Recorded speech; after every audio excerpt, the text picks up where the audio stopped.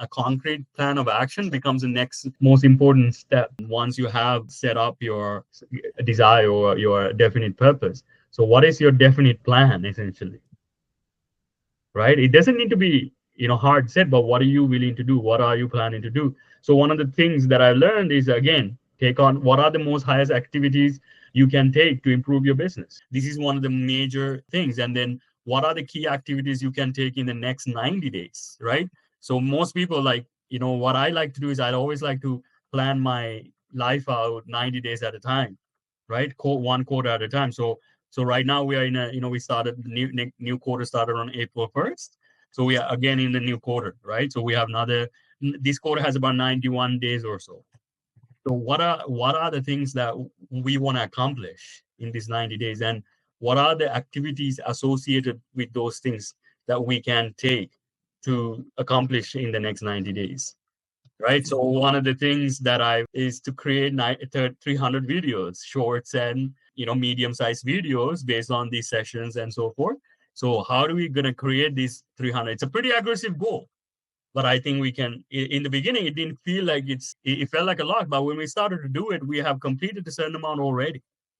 Right. So it becomes more easier to do once you do set something. Same with things like that. So what I've noticed is that when that becomes clear, it becomes clear on what you need to do weekly. And again, this is something I learned from both Jeff Bezos, and also there's an incubator called the Y Combinator.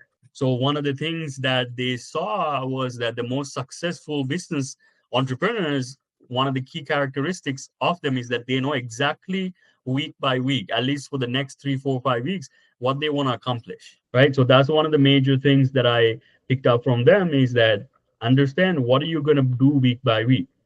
So even for me, I go to my calendar and say, okay, these are the things that I want to accomplish this week. How can I accomplish that? Right. So basically, you can see how you're taking all the definite purpose and bringing it down.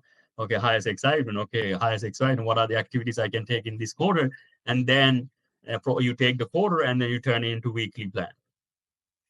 Right. So if you look at the quarter, there's about 13 weeks. Every 90 days has about 13 weeks. So what I say to people, if you're able to work for 12 weeks and then take a week off, work for 12 weeks, take a week off. Use that week that you're off, plan for organize your next week. So that's one of the main things that I've seen that it seems to be effective, and that gives you nice 4 weeks vacation in your year, right, from the work, but also gives you a structured way to organize your activities in a way that it's easier for you to know, okay, these are the things that I need to accomplish this 90 days, and then these are the things I need to accomplish this week. Again, I these are things I really wished it was, it organizes things a lot better, right? So I wish I learned this stuff before. And I always say now, at least we know now. And again, one of the things I realize is, when I failed at a specific project or specific feature or something, what I did was I kind of stopped working on it, right? And I didn't know the importance of, if something it fails, revise it, like pivot it. Or, if you think you revise it and see we need to take different set of actions, that's what I call pivoting, right? Take different set of actions, but don't stop, keep moving. Because I realize specifically when it comes to business, persistence actually pays.